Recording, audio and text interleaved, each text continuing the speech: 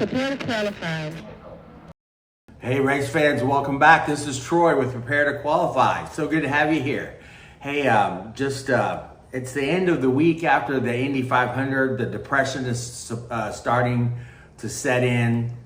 I can't believe what we witnessed last weekend. I mean, I just keep watching it over and over again. Every day, I think I've watched the last lap of last weekend's 110th running of the Indianapolis 500. I think I've watched it about 10 times a day this whole week.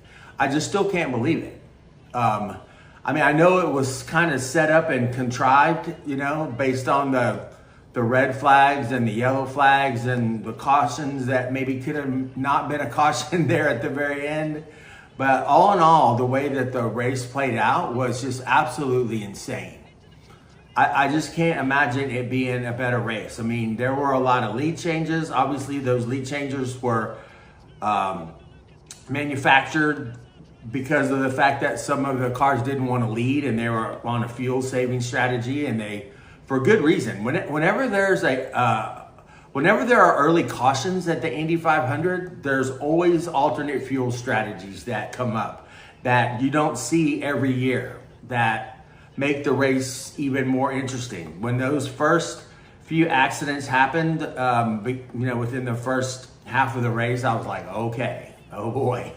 You never know. That's how Alexander Rossi won in 2016, 10 years ago. And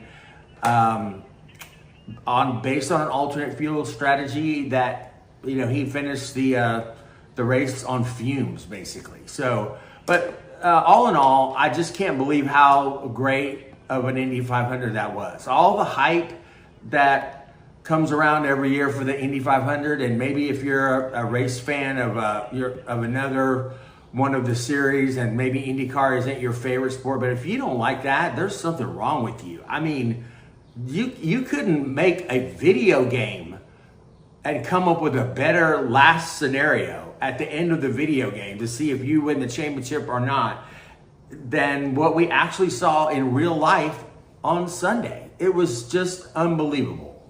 I'm just so happy that I got to see it. Went to the Texas Rangers Stadium where they had a Indy 500 watching party, and then it was really great. I met Sam. She's the director of marketing for the Grand Prix of Arlington, and she did a great job last year. And I told her how awesome it was that first time event, went off with such an amazing response from the public and from the drivers and the fans that traveled in. It was just a great event. So I met her. She put on the Indy 500 watching party. There was some, nice crowd there, not a ton, but we'll work on that next year and just get more. Hey, if there are more races like that, what we saw, I know every race can't be like the one we just saw. That's what's going to be difficult about this, is that we're going to have to watch the Indy 500 next year. And if it's just a regular, decent race, we're always going to be left with, why can't it always be like this? You are and have witnessed this year with the Indy 500 something that most fans are never going to see in their lifetime.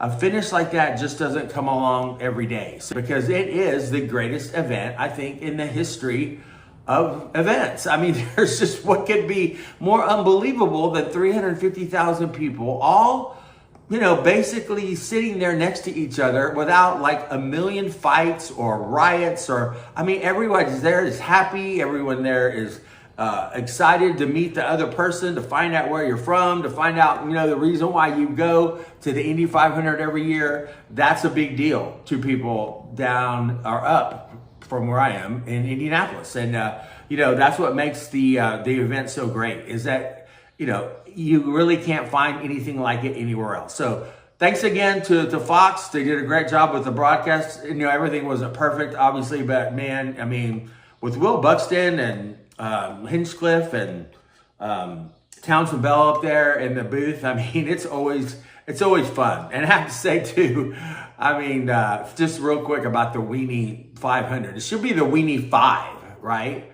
Because there's just 2 laps or 3 laps, so it should be the Weenie 5, not the Weenie 500, but it is. And I cannot believe how many people were interested in that. There were so many people out there, I couldn't even believe it. On Friday, on Carb Day, just for the Weenie 500.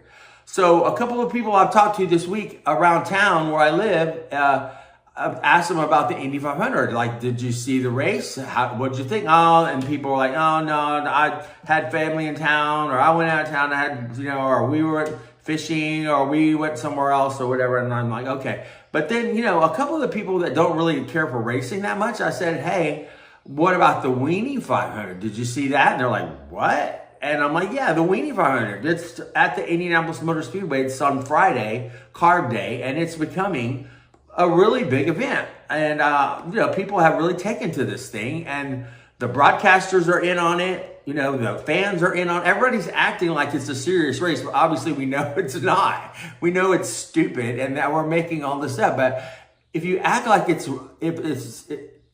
a real serious event, and they are, and then you throw in all the little hot dog and weenie jokes or whatever, I mean, it's really pretty darn funny, and it doesn't last that long. So anyways, I'll put a link in the description to the Weenie 500, but I really have had a lot of luck getting people interested in the Indy 500 this week that, are not sports fans or not racing fans, but you show them that Weenie 500 and they think that's funny, and it is. I mean, it is an unbelievable event to add to the greatest event in the history of sports or racing, the greatest spectacle race, whatever. It's just really funny.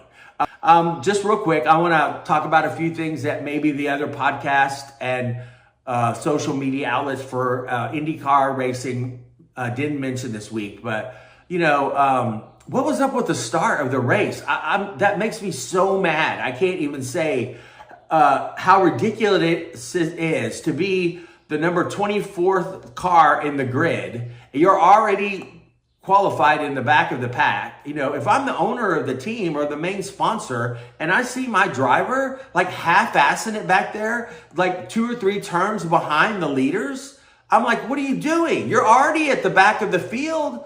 Can you not catch up with the people that are up front and at least try to stay like somewhat on their ass or, on their tail so that you can possibly gain a few spots? I mean, when the green flag dropped, there was half the racetrack was strung out with cars. I mean, you got to bunch those things up a little bit better than that. It's got to look better than that. Maybe it was just the IndyCar officials that are new or whatever, but you got to wave that start off. That thing was horrible, and it doesn't help the competition of the event when half of the field doesn't even realize that the thing's about to start. And why is that? How can you not know that you are on the last lap before you're about to go green and you get on the car in front of you, you get right on their tail? That's how it works. Especially, if you're a driver trying to impress your owner or trying to move up or get a better contract, make more money, whatever. Why are you lagging along in the back? Anyways, that's just one of my pet peeves. That's got to change, and hopefully next year it will. Did Marcus Armstrong get screwed? Yeah, he did a little bit, I would say. If that, they were teammates and he had the inside line going around that last lap, and Rosenqvist, didn't give him, he gave him enough room, but he sure didn't back off or lift and give him any room to continue single file. Marcus Armstrong was in position to win the Indy 500 with 2 laps to go. How do you work through everything that transpired at the end of the race with the red flag and the 1-lap shootout? I mean, I've calmed down now, but I'm so disappointed because,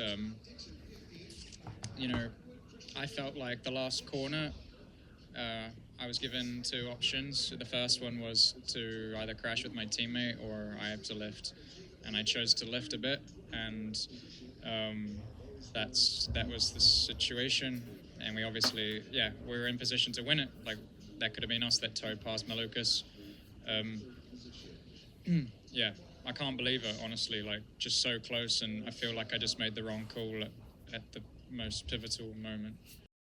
Like, they were going to be double fouled the whole way, and they made a more of a slingshot being double file right next to each other behind Malukas. As Malukas kind of weaved around a little bit, they stayed together, and literally on that last turn, there was a slingshot effect like I haven't seen in any IndyCar race around turn 4. And the fact that Rosenqvist's car was the best car all week long, all couple of weeks, including the practices and the qualifying. Felix Rosenqvist's car was the best one, so he had a better car. Armstrong had a good car, and Armstrong could have won it if Rosenqvist wasn't there and his car wasn't better. Again, Malukas, Chevy engine, they weren't quite as good. They weren't as fuel efficient as the Hondas were. But it doesn't mean that David Malukas didn't deserve to win it, because he did. He was within 6 inches of winning it.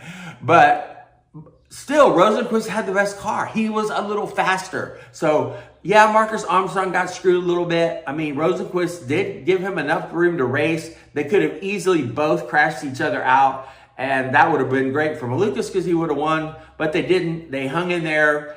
The stones, like Scott Dixon said at the banquet that Felix Rosenqvist had were evident. And that's another thing that was interesting about this race, is that Rosenqvist has always been the guy that was there. He qualified good.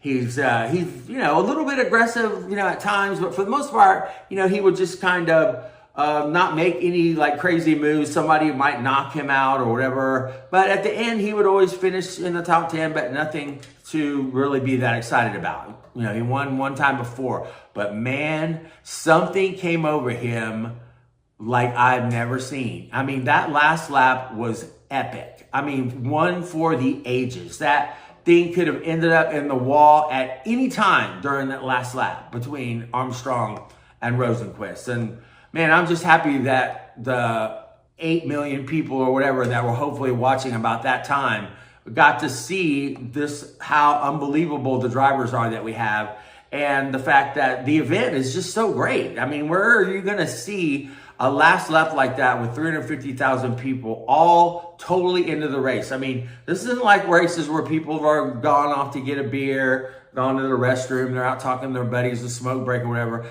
Everybody at the Indy 500 knows what's going on in the race, even if they're totally drunk, like blissed out of their mind in the snake pit.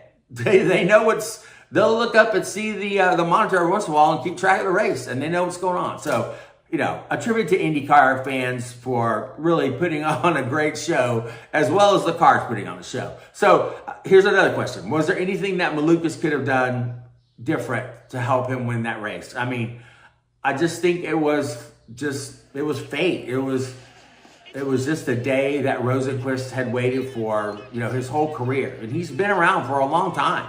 And he's had a lot of races where he was disappointed, that he started third and ended up finishing 11th. And for all those races and all the times that he felt like he wasn't quite, what some of the other drivers that had the kill switch or had that adrenaline or the nuts to go for it at the very end of the race, and Felix did it. He just basically stepped up like never before. Never seen him even closely drive like that. He was out of his mind. I mean, for all the times I've seen Felix race, I've never seen him like that at all. And, a tribute to his daughter and his wife for keeping things going on at home so that he could focus on the race. But man, he did. He had a calm over himself. Like he knew, it's like Felix knew his position in the world and what he was now supposed to do. He's supposed to be a dad. That's his main job. And in that job, to provide for his daughter, he's got to make a decent living. And now he's doing that. I mean, guy just made, $4 million for winning the Indy 500. I mean, that's pretty cool to have a baby that, you're so proud of, have a wife that, you love, and you have a wonderful family, and, you can just tell he feels like he's the luckiest guy on the planet. And he that's what he's saying right now to everybody. So Malukas, man, I felt so bad for him, and I'm a big Tim Penske fan, so it hurt. McLaughlin and Malukas were so close, but yeah, it was just Felix's day and Honda's day. Honda just had the best engine. They were more fuel efficient, they had better performance at the end, more power.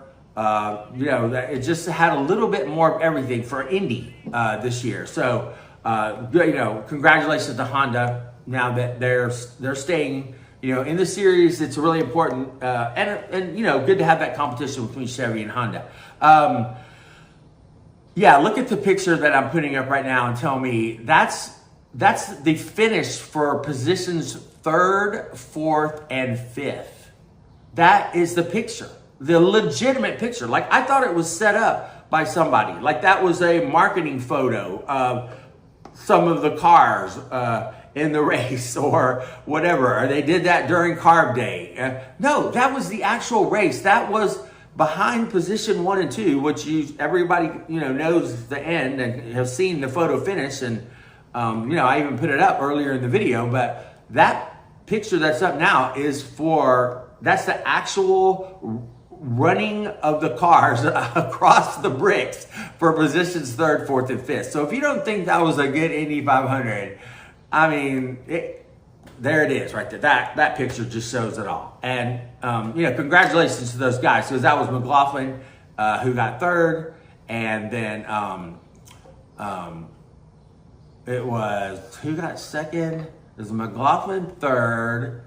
And then Marcus Armstrong it was Pato. It was Pato. Pato Ward was 4th. And then Armstrong was 5th. And so basically all 5 of those cars were within just a nanosecond of each other. So, wow. And then, a question that you always hear when the Indy 500 comes around is that, does the Indy 500 choose its winner? And all of the years that I've been watching since the late 70s, and I've gone back and watched a lot of old Indy 500s, especially ones before I was born and before I started watching them. And if you take all of the Indy 500s from probably the 50s up until now, I would say that 75% of the time that the Indy 500, the race, the track or whatever, it picks who wins. Like, it has an idea of who's going to win before the sun even comes up that day. And I think Rosenqvist's day was last Sunday. That was his day. That was his time to shine. And he, given the chance, I didn't think he had that in him. But guess what? He did, and he does, and congratulations. He's a badass. Felix Rosenqvist, you are the winner of the 110th running of the Indianapolis 500. And yes, I think fate does have a big play in who wins the Indy 500. So if you're a driver and you're going into the Indy 500 and you think you have a chance, you need to be like praying to the universe, praying to every God under every religion, under every society out there to somehow give you the karma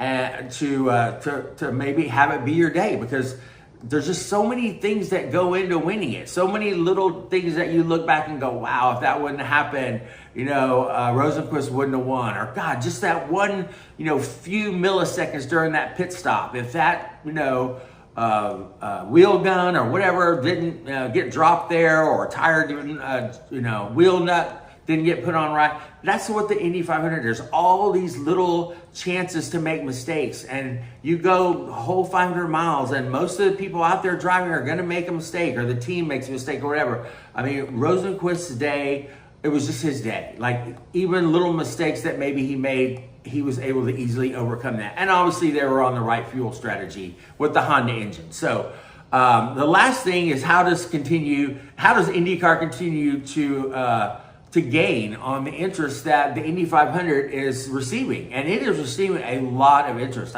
Every day when I look at my phone or computer or whatever, there's tons of Indy 500 stuff still going on. And I think that's important. Even though we have the Detroit race this weekend, and Detroit is, an okay race. I mean, looking at the practice today though, my God, is that thing narrow. How the hell did they make a racetrack and decide to make it like 6 feet across? And they want 2 cars, 3 cars maybe to go through that area? Who designed that thing? I mean, I don't know. It seems just way too tight. And especially, IMSA is racing out there too. So if it's too tight for IndyCar, it's too tight for IMSA. But, it's been the same now for the last 2 or 3 years. even maybe even longer than that. But I really think that it'd be nice to, redesign that track, to maybe take a fresh look at it, like the Grand Prix of Arlington or some of the newer races that we have, like the one in Washington, to see like where we can make it a little bit better, because it just doesn't seem like it's wide enough or long enough. But then again, like I said, we have the race in Detroit. Hopefully it's good, but we need to still be talking about the Indy 500 because it was just that great. I mean, we need to ride this thing as far as we can. I mean, we need to take the drivers that people know now that really nobody other than us IndyCar fans knew before the 500, like the David Malukas, like the Felix Rosenqvist, like the Marcus Armstrong. Pato, was somebody that most people know about. But, there's a whole little group of Roman Grosjean, some people that had really good Indy 500s that maybe weren't that well known. And now people understand who they are. I mean, if you said, hey, I'm David Malukas, I drive for Team Penske. I was second in the Indy 500, but I actually only lost it by, a foot. People are going to know who that is. So let's market them and capitalize on their success and on their images. Let's get them out there and let people get to know them. Make it like it's almost like an episode of The Bachelor where, we're putting our drivers out there. We want people to know who they are. We want people to know the story behind Felix Rosenqvist and how long it took him to get to where he is, and all the heartache and the ups and the downs, and that's what gets people into a sport and really makes them want to go spend $100 on a jersey that says Pato Award. What makes people want to do that is they know who Pato Award is. They know his history. They feel like they're related to him somehow, or they're friends. That's how this whole thing works. It's about relationships, and in any kind of business, if you want people to spend their money on you, if you want sponsors to back you and support you, then it's about relationships, and it's about getting to know people on a different level than just the everyday, just what they see on TV or what they see on social media. So I think that's the most important thing. Let's keep the Indy 500, the vibe that we have right now, alive. Let's just ride it as long as we can. I mean, we have other races going on, but it's still okay to talk about the Indy 500. In a few weeks, whenever we're talking about the finish to Mid-Ohio or one of the other races, and something comes up about Indy, or something that happened to Indy, or something that's relatable to Indy, then let's talk about it. There's nothing wrong with that. It's like the Super Bowl or the Masters or whatever. It's the biggest event, of the entire weekend in the entire world. And, there's nothing wrong with keeping that going. It is enough of an event that you can talk about it all year. If you mention in October that you want to go to the Indy 500 and that's what you're asking Santa for this year, are tickets to the Indy 500, that's okay. Because the Indy 500 it's bigger than life. It lasts all year. I'm already depressed because we have to wait a whole another year. I hate that, so bad. But again, I'm not going to just let this Indy 500 go and just, put it away until May next year and then start going, oh, wow, that was a really great race last year. No, it's time to keep this thing going now because it was just that good. And with that kind of momentum, let's parlay that into, really getting in, for us fans to really get out to the races, to tell our friends and family about the drivers so that they get to know them, tell them about the Indy 500 if they have to, tell them about IndyCar, tell them about everything. So that's our job for the rest of the year, is to capitalize on this. And we will, because, IndyCar fans, we love our sport. And, if you weren't proud to be an IndyCar fan like I was at that party on Sunday, I mean, even when all the F1 fans were coming in and NASCAR fans were coming in, all wearing their jerseys, I was like, no, that's my sport, okay? That is what I am putting all of my, money and all my support behind, is IndyCar, because, the racing is just that good. And most of it has to do with the Indy 500. So again, thank you to all the people that put the Indy 500 on, and Fox made it a great weekend. And also thank you to God and the weather people or whatever for missing the forecast, and for God to, parked the rain in two like separate directions so that the Indy 500 was basically in the middle of these two bands of rain that lasted for hours. So, you know, everything ended up turning out great, and I have to be thankful for that. So I appreciate you watching. I just started this channel about 6 months or so ago, so I really enjoyed it. IndyCar is my favorite sport, and I just want other people to know about it, and I want to keep the sport healthy. So if you like the video, subscribe. I promise I'll keep working to get better. And if you got any suggestions or comments about the race, what you think, the Indy 500. Oh, I had to mention the ratings real quick. I'm sorry. The ratings came out today, and they were, okay. I mean, I knew that it was going to be really tough to get a better number than last year, because last year's number was like 7 million on average. Well, it wasn't quite that good. It was like 6.6 or 6.5 million average. But then the peak, was 8 million around the time when, the race was finishing up. So, it wasn't way worse than last year by any means, but the ratings were, off a little bit. So not really anything to be concerned about, just because that's a huge number. I mean, our regular IndyCar races, we're happy if they're over 1 million viewers. I mean, this topped out at 8 million viewers with average of 6.5 or whatever. I mean, you got to be happy with that. I don't care if it's a little bit down from last year. That's still a huge number. And so thank you to everybody that watched it, supported it, and went to it. I mean, I want to go again now so bad. So hopefully next year I'll be able to go and be able to maybe even do some things out there at the track and interview a few people. But yeah, just to be able to I really enjoyed watching a lot of the videos this year made from people that were just out at the race, that were just, in the campgrounds or in the grandstands at turn 3. I mean, just doing their own little videos, but it really showed, the vibe that they had out there and why, why the event was so big. And, I really enjoyed that. So, one day if I get to go and actually get press, credentials and get back there and do some real interviews, then that's great. But if not, I'll just walk around and give you the fans' perspective from, what a fan sees. And that's what I am, as a fan. So again, thank you for watching. I'll see you guys in the next video after Detroit. We'll see how that race ends up. And it's a street race, and it's bumpy and it's short. And so tempers will flare. It could be a super great race, and so hopefully it will be. Everybody have a great week, and I'll talk to you in the next video.